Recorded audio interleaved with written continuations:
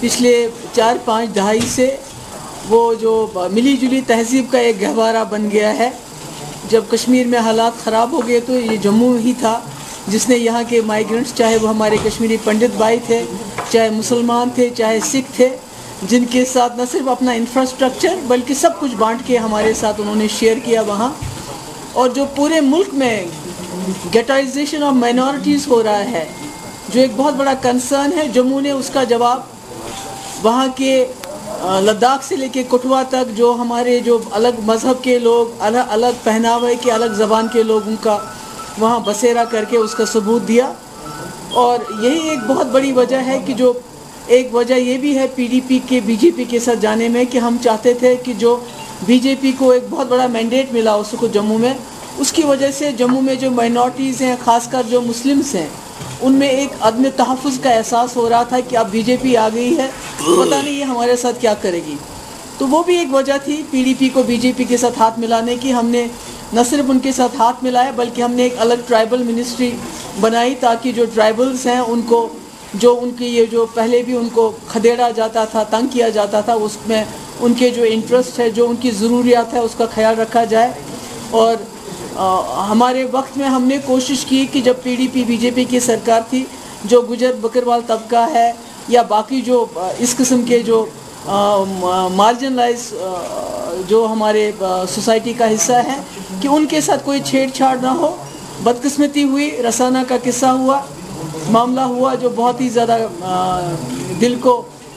तकलीफ़ देने वाला था, पर उसमें भी मैंने कोशिश की कि हमने बड़ा स्टैंड लिया। और हमने कोशिश की थी अपने वक्त में कि हम एक फॉरेस्ट एक्ट लाएं ताकि ये जो रोज़ रोज़ ट्राइबल्स को, गुजर बकरवाल को बेचारों को खजल करते हैं, खदेड़ते हैं, एनक्रोचमेंट के नाम पे उनको तंग करते हैं, हमेशा के लिए बंद हो जाए। पर ऐसा बीजेपी उस वक्त तैयार नहीं हुई और इसलिए मैंने एक ऑर्डर भी पास किया था कि जब तक जम्मू कश्मीर में फॉरेस्ट एक्ट नहीं लाया जाता है तब तक जो गुजर बकरवाल तबका, इनके साथ छेड़छाड़ नहीं होनी चाहिए। और हमें उम्मीद थी कि इसी किस्म की कार्रवाई जो है, इसी किस्म के हालात जो है गवर्नर साहब के वक्त में भी चलते रहेंगे, किसी को तंग नहीं किया जाएगा। पर अनफॉर्चुनेटली गवर्नर साहब की नाक के नीचे इस वक्त सिलेक्टिव टारगेटिंग हो रही है गुजर बकरवाल्स की। पहले तो 2018 जुलाई जब हमारी सरकार जून में गिरी तो जुलाई में कुछ घरों को सिलेक्टिवली, दर्जनों घरों को जो है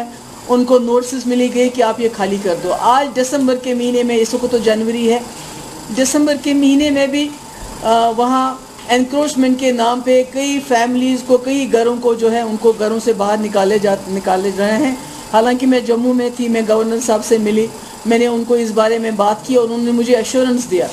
कि अभी फ़िलहाल कोई इनके साथ हाथ नहीं लगाएगा, ख़ासकर सर्दियों के मौसम में इनके साथ कोई छेड़छाड़ नहीं होगी। मगर बदकिस्मती ये है कि ऐसा नहीं हो रहा है। इन लोगों के साथ बहुत ज़्यादती हो रही है जम्मू में इस वक्त, बिकॉज़ आप सब जानते हैं कि ये भेड़ बकरियां पालते हैं और बोवाइन स्मगलिंग के नाम पे भी इनको तंग किया जा रहा है। इसी तरह से इस वक्त जो जहां मुसलमानों की जो आबादी है वहाँ के रेट्स बढ़ाए जा रहे हैं। जैसे मैं आपको एक मिसाल दे दूंगी कि जो सुंजवा है, बटंडी में 1.5 करोड़ 5 लाख रुपए जो है एक कनाल की कीमत है, उसके मुकाबले में जो चावड़ी है वहाँ 65 लाख है। इसी तरह जो भी मुस्लिम एरियाज़ हैं उनको म्यूनिसिपैलिटी में लेके ताकि कंस्ट्रक्शन जो है वहाँ मुश्किल बनाई जाए, ऐसा कुछ किया जा रहा है। इसी तरह से जो जम्मू के मुसलमान हैं उनको ओपनली थ्रेटन किया जाता है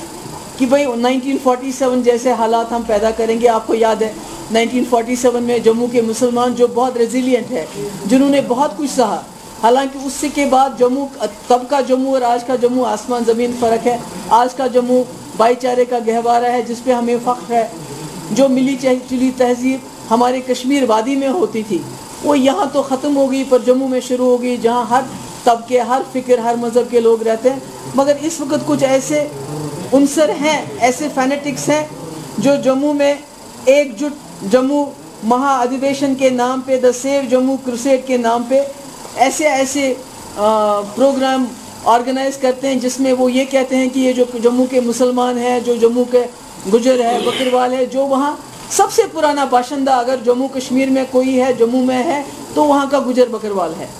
जो 1947 से पहले का, पहले पता नहीं कितने ज़माने से, तो उनको बताया जाता है ये बाहर से आ रहे हैं, ये यहाँ बस रहे हैं, तो इस किस्म से उनको हरासा किया जाता है। तो इसलिए मैंने आज जो प्रेस कॉन्फ्रेंस ये कहने के लिए बुलाई